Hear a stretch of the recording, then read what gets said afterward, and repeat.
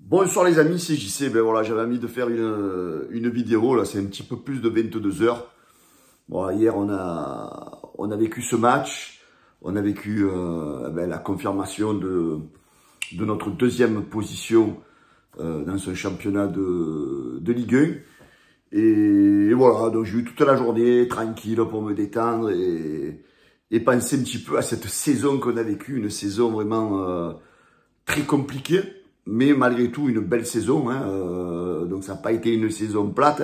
Ça a été une saison avec des hauts, avec des bas, avec des émotions, des énervements, des joies. Mais dans l'ensemble, il faut être quand même honnête et dire que cette saison a été quand même réussie. Surtout quand on va pas reparler de la saison dernière, avec la saison catastrophique qu'on a vécue. Cette 8e place, voilà, on va pas revenir sur ça. Et c'est vrai qu'en fin de saison dernière, voilà, la même période, on se disait putain, qu'est-ce qu'on va devenir la saison prochaine, sans Coupe d'Europe, un club un peu à la dérive, sans trop d'argent, et voilà, on avait peur de partir sur plusieurs années d'un OM en difficulté.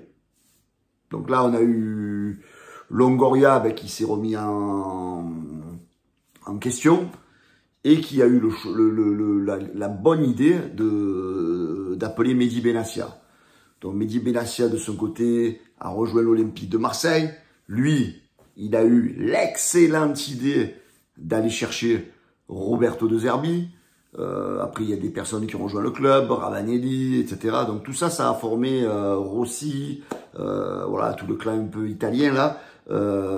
Tout ça, ça a renforcé en professionnalisme enfin notre board de l'Olympique de Marseille.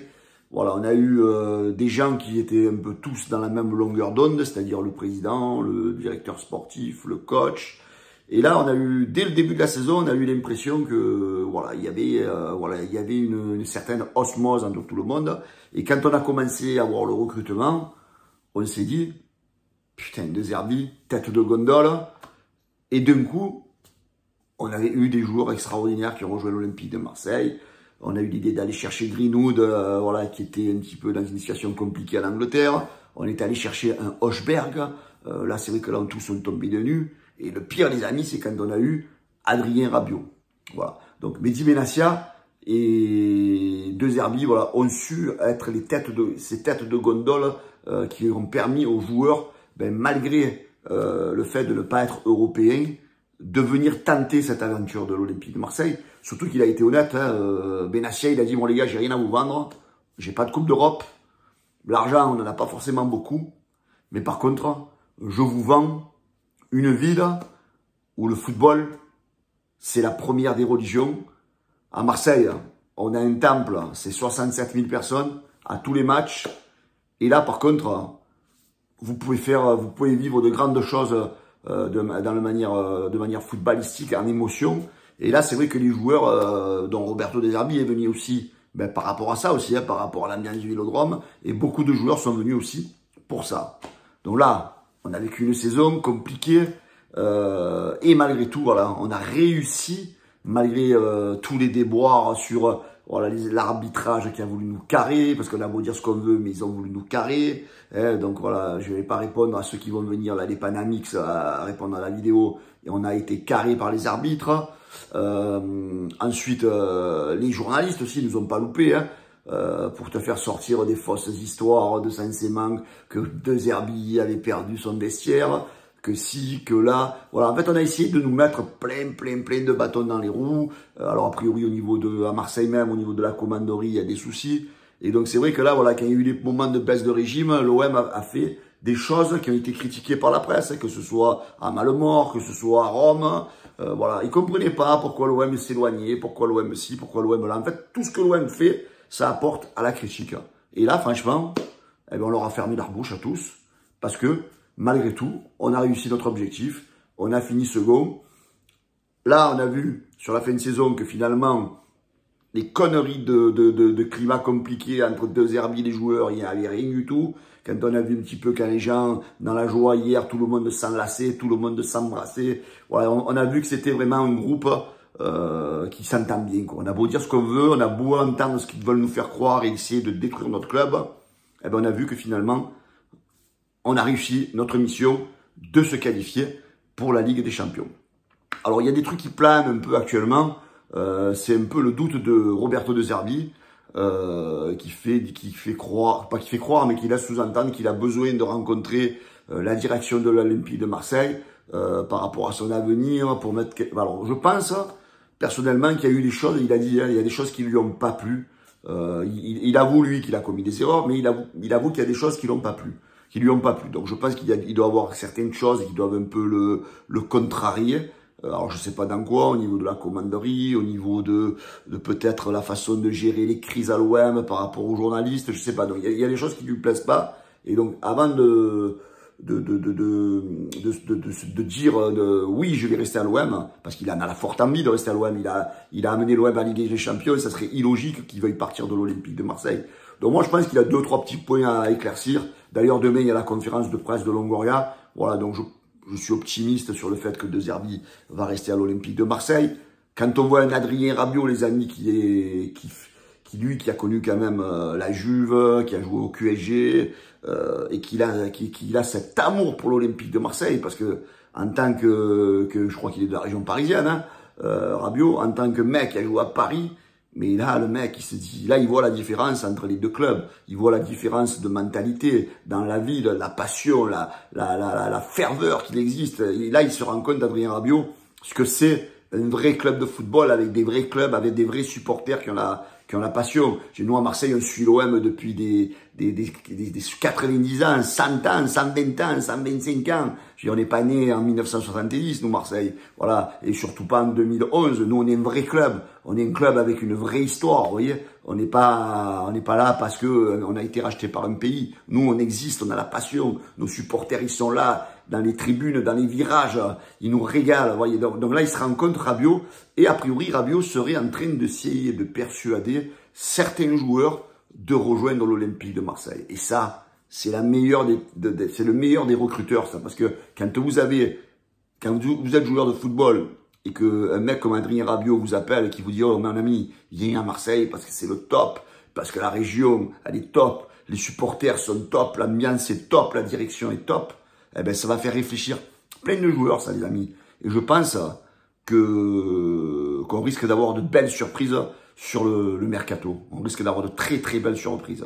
Et là, il y a Mehdi Benassia, les amis, qui viennent de parler là sur Instagram, hein, où il a fait un discours franchement top, où il a remercié toutes les strates du club, hein, en partant du président, du propriétaire jusqu'aux supporters, et en disant voilà que tout le monde a été à la hauteur. Moi, je voudrais y ajouter à lui qu'il a été grandement à la hauteur aussi, Mehdi Benassia.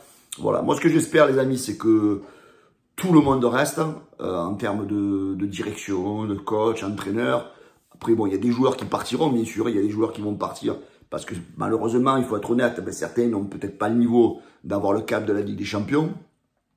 D'autres qui ont le cap, mais peut-être pourraient être une opportunité pour le club. Alors ce matin, on a entendu dire que peut-être Balerdi, selon le chèque qui pourrait tomber à partir de 50 millions d'euros, il pourrait quitter l'OM. Donc moi, ça, je pense qu'il faut garder Balerdi et lui associer quelqu'un de top niveau, parce que Balerdi, je pense que c'est quelqu'un qui a montré qu'il avait le charisme et le caractère, tout ce qu'il faut pour jouer du côté de l'Olympique de Marseille.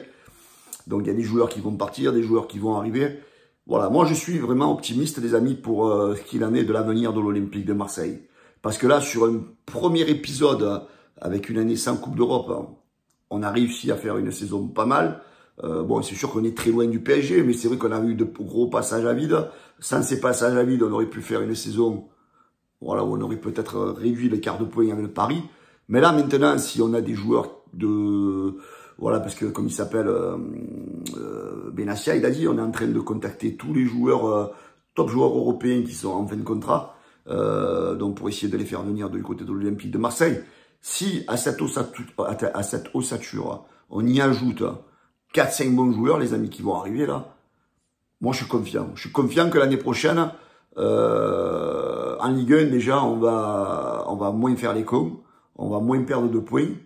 Et Paris aura sans doute, ça aura intérêt à faire une saison aussi pleine qu'ils ont fait cette saison pour vraiment être champion. Parce que nous, avec l'expérience qui va arriver avec l'Olympique de Marseille, le talent qui va arriver, je pense qu'on pourra les regarder un petit peu plus dans les yeux. La Ligue des Champions, c'est sûr, faut pas rêver, on va pas la faire pour la gagner, mais on va la faire pour essayer de figurer déjà. Donc si déjà tu arrives à figurer, à faire un huitième, un quart, et essayer d'aller gagner au moins une Coupe de France, on va dire que voilà, ça serait pas mal. Donc moi les amis, je suis serein par rapport à la saison qui va arriver. Alors beaucoup de m'écrivent, JC, merci pour tout le boulot que tu as fait, merci pour si, à la saison prochaine. Et les gars, stop, les gars. Moi, il n'y a pas de pause, il n'y a pas de trêve. Je continue les vidéos, je continue les vidéos sur le mercato, je continue les émissions, les lives avec Daniel, les lives avec des supporters. Donc restez branchés du mois de maintenant, du mois de mai jusqu'à la début de saison, mois d'août. On est en direct sur le canal Olympien, on prend pas de vacances, on sera là pendant tout l'été. Voilà les amis. Donc voilà, moi et en plus de remercier la direction, les joueurs, je voulais déjà vous remercier à vous pour cette saison où vous m'avez suivi. C'est vrai que je suis pas commode, je suis pas toujours commode à écouter. Je suis un peu comme tout le monde, j'ai mes qualités, j'ai mes défauts. J'ai sans doute plus de défauts que de qualités, mais en tous les cas, je vous aime à tous. J'aime toutes les personnes qui me suivent au quotidien, qui sont là, qui commentent. Après, bon, voilà, il y a des gens qui m'aiment pas. Mais ça fait partie du foot, les gars. On n'a pas souvent les mêmes avis. Allez, si vous me critiquez, c'est pas un souci. Mais voilà, l'essentiel, c'est que ça reste poli, courtois. Et voilà, les gars, on est tous supporters de l'OM. On espère que l'année prochaine, cet Olympique de Marseille va nous faire vibrer. Voilà, les amis. Pensez à mettre le petit pouce bleu, à vous abonner, à partager. Je vous souhaite à tous une très bonne fin de soirée. Bonne semaine à ceux qui sont en vacances et bonne semaine à ceux qui travaillent. Ciao les gars. Bonne nuit à tous pour ceux qui vont aller se coucher là. Ciao.